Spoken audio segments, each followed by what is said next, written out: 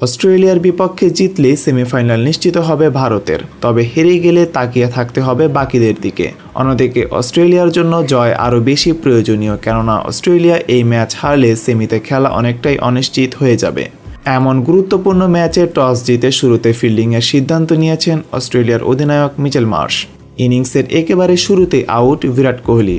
হ্যাজেলউডের বল হাওয়ায় উল্টো দিকে মেরেছিলেন তিনি। বলটি বাতাসে থাকায় খুব বেশি দূর যেতে পারল না, ধরা পড়ল টিম ডেভিডের হাতে। কোনো রান না করেই সাজঘরে ফিরলেন বিরাট কোহলি। 5টি বল খেলে কোনো রান করতে পারেননি তিনি, আউট হয়েছেন 0 রানে। এইরকম বাজে সময় পুরো ক্যারিয়ারে হয়তো খুব বেশি একটা ফেস করতে হয়নি তাকে। প্রতিবারের মতো এই অফ ফর্ম এইবারও কাটিয়ে উঠবেন কোহলি, এমনটাই প্রত্যাশা সবার।